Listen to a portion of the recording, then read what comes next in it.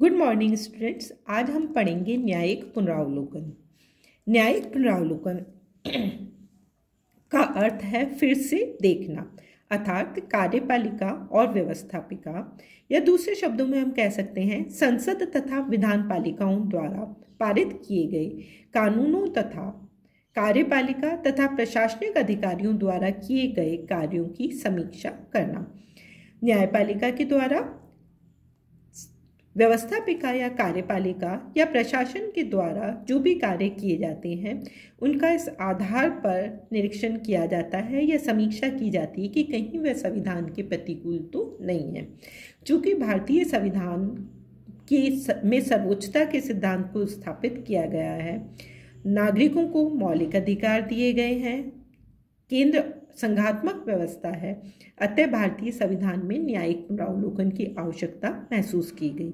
यद्यपि भारतीय संविधान में स्पष्ट रूप से अमेरिका की तरह न्यायिक पुनरावलोकन की शक्ति का कहीं पर भी उल्लेख नहीं किया गया है, अर्थात अमेरिका में न्यायपालिका को जो न्यायिक पुनरावलोकन का अधिकार स्पष्ट रूप से दिया गया है, भारत में उसका वर्णन नहीं है। परंतु संविधान की सर्वोच्चता को बनाए रखने के न्यायपालिका के दायित्व के कारण उसे न्यायपालिका को न्यायिक पुनरावलोकन का अधिकार प्राप्त हो जाता है। इसके प्रमुख कारण है, पहला, मौलिक अधिकार। भारतीय नागरिकों को मौलिक अधिकार प्रदान किए गए हैं और मौलिक अधिकार चूंकि वाद योग्य होते हैं, अतः उन मौलिक अधिकारों की रक्षा करने का दायित्व न्यायालय का हो जाता है और इस तहत न्यायालय को न्यायिक पुनरावलोकन का अधिकार प्राप्त होता है। अर्थात व्यवस्थापिका या कार्यपालिका का कोई भी वह कार्य जो नागरिकों के मौलिक अधिकारों का उल्लंघन करता है उसे न्यायालय अवैध घोषित कर सकती है। दूसरा है संविधान की भावनाएं। भारत में न्यायिक पुनरावलोकन का सिद्धांत संविधान की भावनाओं पर आधारित है, अर्थात कार्यपालिका या व्यवस्थापिका का कोई भी कार्य या कानून यदि संविधान की मूल आत्मा का उल्लंघन करता है तो न्यायिक पुनरावलोकन के द्वारा उसे अवैध घोषित किया जा सकता है। तीसरा, केंद्र राज्य से विवाद। चूंकि भारत में संघात्मक व्यवस्था है और संघात्मक व्यवस्था होने के कारण यहाँ पर केंद्र और राज्यों के बीच में शक्तियों का विभाजन किया गया है और यह जो शक्ति केंद्र और राज्यों के मध्य यदि किसी भी प्रकार का विवाद उत्पन्न हो जाता है या दो से अधिक राज्यों के मध्य किसी भी प्रकार का विवाद होता है तो ऐसी स्थिति में इस विवाद को हल करने का दायित्व सर्वोच्च न्यायालय के पास में है और इस तहत उसे न्यायिक पुनरावलोकन का अधिकार प्राप्त हो जाता है। इनके साथ ही साथ हम देखते हैं कि संविधान संशोधन का जो अनुच्छेद 368 है वह निर्धारित प्रक्रिया के अनुरूप हो रहा है या नहीं हो रहा है। यदि इसके अनुरूप संविधान में संशोधन नहीं हो रहा है तो न्यायालय अपने न्यायिक पुनरावलोकन के द्वारा उसे अवैध घोषित कर सकता है। तो भारत का संविधान यद्यपि स्पष्ट रूप से न्यायिक पुनरावलोकन की व्यवस्था नहीं करता है, परंतु ये 4 बिंदु ऐसे हैं जिसके आधार पर उसे न्यायिक पुनरावलोकन का अधिकार प्राप्त हो जाता है। भारत का न्यायिक पुनरावलोकन अमेरिका की तरह अधिक विस्तृत नहीं है, वह सीमित है और उस पर जो सीमाएं लगाई गई हैं उसमें पहला है विधि द्वारा स्थापित प्रक्रिया, अर्थात न्यायिक पुनरावलोकन विधि के द्वारा स्थापित प्रक्रिया के द्वारा ही संचालित होता है। यदि वह कानून की आत्मा तक नहीं जाता, यदि वह विधि के द्वारा स्थापित प्रक्रिया पर आधारित है तो वह कानून सही है, जबकि अमेरिका में कानून को उचित प्रक्रिया पर न्यायिक पुनरावलोकन आधारित होने के कारण उसका अधिकार क्षेत्र अधिक व्यापक हो जाता है। इसके साथ ही साथ में संविधान संशोधन प्रक्रिया भारत की कठोर एवं लचीली दोनों का सम्मिश्रण है। अमेरिका की जो संविधान संशोधन की प्रक्रिया है वह कठोर है, अमेरिका में ये भारत में चूंकि ये लचीली है अतः सामान्य संशोधन की प्रक्रिया यहाँ की सुगम है। यहाँ संविधान संशोधन करना अधिक आसान है तथा भारत में सामाजिक, आर्थिक और राजनीतिक विकास के लक्ष्य को सामने रखते हुए समय समय पर संविधान में संशोधन किए जाते रहे हैं और इन संवैधानिक संशोधनों को बदलते परिवेश में आवश्यक भी माना गया है। अतः संविधान संशोधन की प्रक्रिया सहज हो जाने के कारण भारत में न्यायिक पुनरावलोकन का जो कार्य क्षेत्र है वह सीमित रह गया है। इसके साथ ही साथ हम देखते हैं कि भारत का संविधान विस्तृत संविधानों में से एक है और विस्तृत संविधान होने के कारण अधिकांश बातें संविधान में स्पष्ट रूप से उल्लिखित है।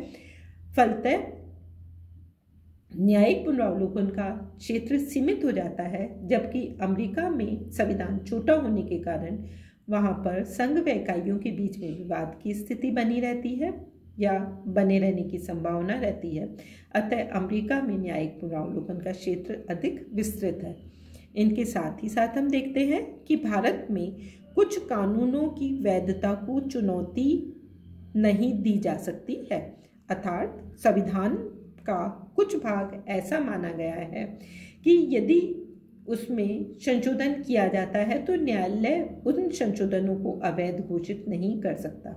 संविधान के प्रथम संशोधन द्वारा जो 9वीं अनुसूची जोड़ी गई थी, उसका उद्देश्य यह था कि अदालती वाद विवाद में आर्थिक सुधारों की गति को धीमा न किया जाए। इस व्यवस्था के द्वारा न्यायिक पुनरावलोकन का क्षेत्र सीमित हो गया है। इनके साथ ही साथ हम देखते हैं कि न्यायाधीशों की नियुक्ति भारत में राष्ट्रपति के द्वारा की जाती है। यह सैद्धांतिक व्यवस्था है। व्यवहार में न्यायाधीशों की नियुक्ति प्रधानमंत्री के द्वारा की जाती है। यह व्यवस्था सर्वोच्च न्यायालय तथा उच्च न्यायालय के न्यायाधीशों पर राजनीतिक दबाव को बनाए रखती है तथा इससे न्यायिक पुनरावलोकन का अधिकार क्षेत्र प्रभावित होता है। जबकि अमेरिका में सर्वोच्च न्यायालय के न्यायाधीशों की नियुक्ति को सीनेट के समर्थन की आवश्यकता होती है। ऐसी स्थिति में न्यायालय यदि राष्ट्रपति की आकांक्षाओं के विरुद्ध निर्णय भी देता है तो राष्ट्रपति के अधिकार क्षेत्र में अनुकूल न्यायाधीशों की नियुक्ति नहीं होती। तो इस तरह से भारत में न्यायाधीशों की नियुक्ति पर उच्च सदन का नियंत्रण नहीं हो पाने के कारण भी न्यायिक पुनरावलोकन का अधिकार क्षेत्र सीमित रह जाता है। इसके साथ ही साथ हम देखते हैं कि कुछ जो संसदीय कानून हैं, जैसे अंतर्राज्यीय जल के बंटवारे संबंधित जो विवाद हैं, वे संसदीय कानून के द्वारा निपटाए जाते हैं या निपटाए जाने की व्यवस्था है। इसका अर्थ हुआ कि सर्वोच्च न्यायालय या उच्च न्यायालय का अधिकार क्षेत्र सीमित हो गया है। यह व्यवस्था संसद के महत्व को स्पष्ट करती है। तो भारत में जो न्यायिक पुनरावलोकन है उसका अधिकार क्षेत्र सीमित है, अमेरिका की तरह वह व्यापक नहीं है। न्यायिक पुनरावलोकन की आलोचनाएं। भारत में स्थापित न्यायिक पुनरावलोकन कुछ कारणों से आलोचना का शिकार होता है या जिसके कारण की आलोचना का कारण बना है, जिसमें पहला है रूढ़िवादी निर्णय। संसद की तुलना में या व्यवस्थापिका या कार्यपालिका की तुलना में सर्वोच्च न्यायालय के न्यायाधीशों या न्यायालय को अधिक रूढ़िवादी माना जाता है, क्योंकि वे अधिक आयु के होते हैं, उच्च वर्ग से होते हैं और भारत के संविधान में यदि हम देखें तो हम ये पाते भी हैं कि समय समय पर उन्होंने अपने रूढ़िवादी दृष्टिकोण को स्पष्ट भी किया है।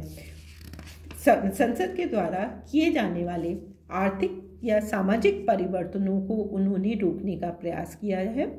गोलकनाथ बैंक राष्ट्रीयकरण, पीवी पर्स के मामले ऐसे निर्णय थे जिन पर कि न्यायालय ने अपने रूढ़िवादी दृष्टिकोण को स्पष्ट किया।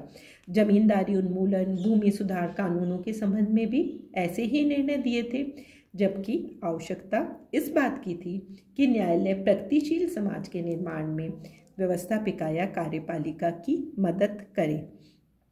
इनके साथ ही संसद जन इच्छा का प्रतिनिधि है, न्यायपालिका नहीं।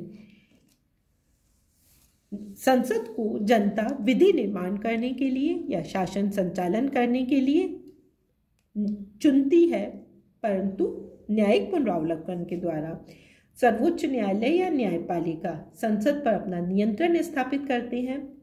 संसद जो कि जन इच्छाओं का प्रतिनिधित्व करती है, उसके द्वारा बनाए गए कानूनों को न्यायाधीश समीक्षा या न्यायिक पुनरावलोकन के द्वारा जो रद्द करते हैं वह प्रजातांत्रिक भावना के अनुरूप नहीं है। इनके साथ ही साथ में हम देखते हैं कि न्यायिक पुनरावलोकन के कारण कार्यपालिका या न्यायपालिका या व्यवस्थापिका और न्यायपालिका में के मध्य भी अनेकों बार अनावश्यक संघर्ष प्रारंभ हो जाता है। मुकदमेबाजी की प्रवृत्ति बढ़ जाती है। न्यायालय के हस्तक्षेप के कारण कानूनों को लागू करने में कठिनाई होती है। कार्यपालिका और न्यायपालिका के बीच इस अनावश्यक गतिरोध या तनाव का एक प्रमुख कारण न्यायिक पुनरावलोकन है।